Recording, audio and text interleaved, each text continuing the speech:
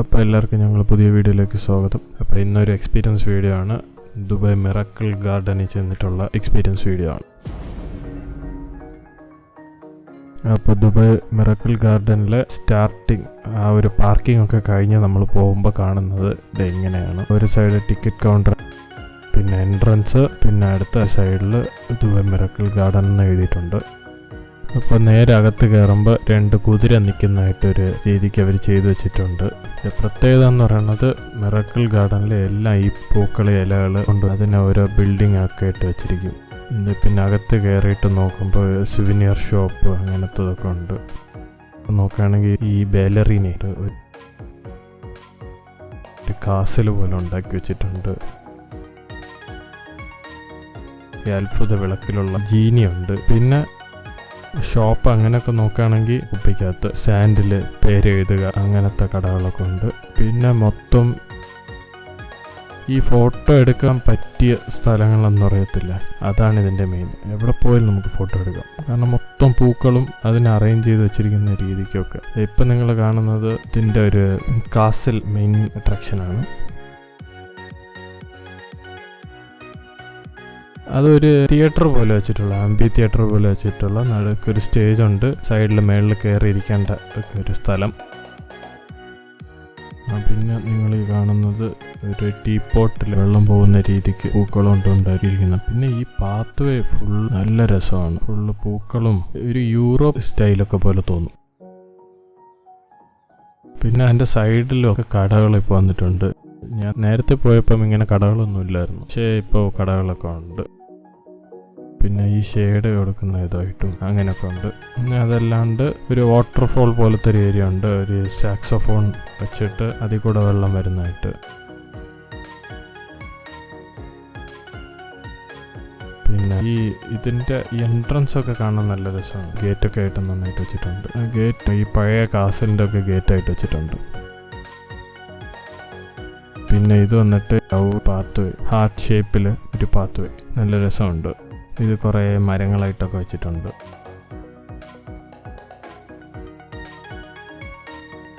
പിന്നെ teddy bear വെച്ചിട്ടുണ്ട്, പെൻഗ്വിനുണ്ട്,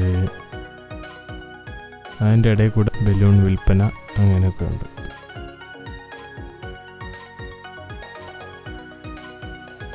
പിന്നെ സ്മർഫിൻ്റെ ഒരു സൈഡുണ്ട്. അപ്പോൾ സ്മർഫിൻ്റെ ഒരു പ്രതിമ പോലെ ഉണ്ടാക്കി വെച്ചിട്ട് അത് ചുറ്റും ഇവരുടെ ഡെക്കറേഷൻ പിള്ളേർക്കൊക്കെ ഇഷ്ടപ്പെടും, ആ ഒരു രീതിക്കാണ് വെച്ചിട്ടുള്ളത്.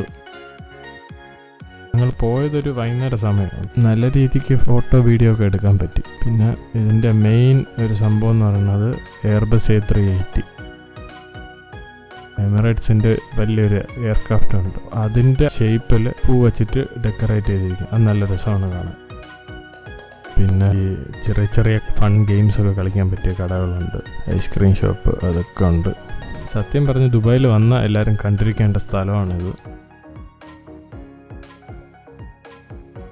ഹാർട്ട് ഷേപ്പിലുള്ള ഒരു പാത്ത് വേ, അതിൻ്റെ അറ്റത്ത് നിന്ന് നമുക്ക് എമിറേറ്റ്സിൻ്റെ ആ ഒരു പ്ലെയിനിൻ്റെ ഒരു ഫുൾ വ്യൂ കിട്ടും. നല്ല രസമാണ് ഇരുന്ന് കാണാൻ.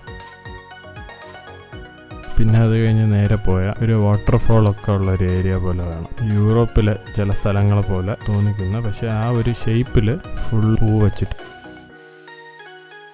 പിന്നെ ഇവിടെ പിസ്സ ഹട്ട് ഉണ്ട്. പിന്നെ ഞങ്ങളത് കഴിഞ്ഞ് പോയപ്പോൾ വേറൊരു ചെറിയ സ്ഥലം, ഐസ്ക്രീം പാർലറും അങ്ങനത്തെ സ്ഥലങ്ങളൊക്കെ ഉണ്ട്.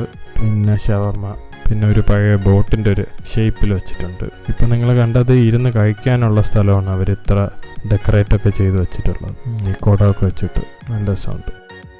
പിന്നെ അത് കഴിഞ്ഞ് പോകുമ്പോൾ ഈ വെള്ളം ചാടിപ്പിക്കുന്ന പഴയ കാലത്തുള്ള ഒരു ഈ ഇലക്ട്രിസിറ്റി ജനറേറ്റ് ചെയ്യുന്ന തോന്നിക്കുന്ന ഒരു സാധനം. നല്ല ക്ലീനായിട്ട് അവർ മെയിൻറ്റെയിൻ ചെയ്യുന്നുണ്ട്. പിന്നെ നമ്മൾ പുറത്തു നിന്ന് ഫുഡൊന്നും ഇവർ അകത്ത് അലൗ ചെയ്യത്തില്ല. പീക്കോക്ക് പോലെ വലിയൊരു മരമായിട്ട് വെച്ചിട്ടുണ്ട്. ഇവരൊക്കെ സമ്മതിക്കണം ഇത്ര ഒരു ലെവലിൽ ഇത്രയും രസമായിട്ട് വയ്ക്കുന്നത്. പിന്നെ ഇത് മേയോ ജൂണോ വരെ കാണത്തുള്ളൂ. പിന്നെ അത് കഴിഞ്ഞ് അവർ അടയ്ക്കും. ഇതിൻ്റെ പൂ കൊഴിഞ്ഞൊക്കെ പോകും. അടുത്ത് അവർ കുറച്ച് സമയം എടുക്കും, അത് ഫുള്ളായിട്ട് ഡെവലപ്പ് ചെയ്ത് അടുത്ത് പിന്നെ നവംബറോ ഡിസംബറോ ആ സമയത്ത് ഓപ്പൺ ചെയ്യും. പിന്നെ ആനകൾ ഇങ്ങനെ വെച്ചിട്ടുണ്ട്.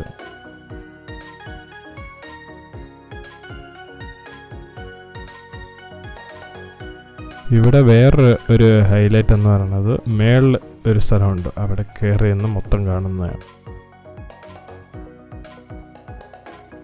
ആദ്യം മുകളിൽ കയറപ്പോൾ എമിറേറ്റ്സിൻ്റെ ഫ്ലൈറ്റാണ്. മൊത്തം പൂക്കൾ വെച്ചിട്ട് ചെയ്തിട്ടുള്ളൊരു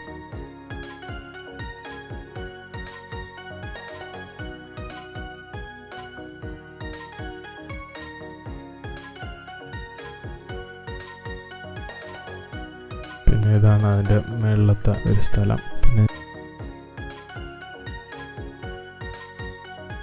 ചുട്ട ഹേസൽനട്ട് വിൽക്കുന്നുണ്ടായിരുന്നു, അപ്പോൾ അത് മേടിച്ച് കഷ്ടപ്പെട്ട് പൊട്ടിച്ച് കഴിച്ചു. പിന്നെ ഇതാണ് ആ മേളിൽ നിന്നിട്ടുള്ളൊരു വ്യൂ, എല്ലാം നമുക്ക് മേളിൽ നിന്ന് കാണാൻ പറ്റും. ആ വൈകുന്നേരത്തെ സമയവും ഇതെല്ലാം കൂടെ നല്ല പെർഫെക്റ്റ് ഈവനിങ്.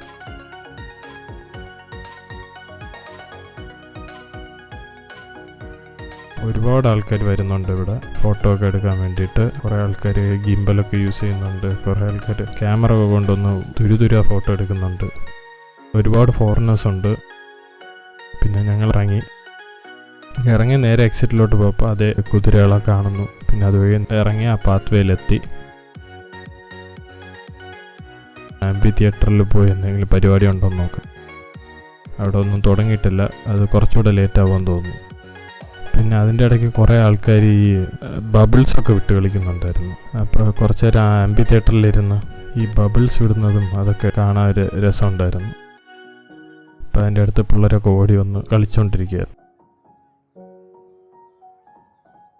അപ്പോൾ ഇതൊക്കെ അങ്ങനെ കണ്ട് ആസ്വദിച്ചിട്ട് പയ്യെ ഞങ്ങൾ ഇറങ്ങിയപ്പോൾ ഓൾമോസ്റ്റ് 6:30-7 മണിയായി. ആ സമയമായപ്പോൾ ഇരുട്ടായി, ലൈറ്റൊക്കെ ഇട്ട് തുടങ്ങി. ലൈറ്റൊക്കെ എപ്പോഴും കുറച്ചുകൂടെ രസമാണ് മൊത്തം കാണാൻ. പിന്നെ ഒന്നുകൂടെ പെട്ടെന്ന് മേളിൽ കയറിയിട്ട് ആ വ്യൂ ഒന്ന് കണ്ട്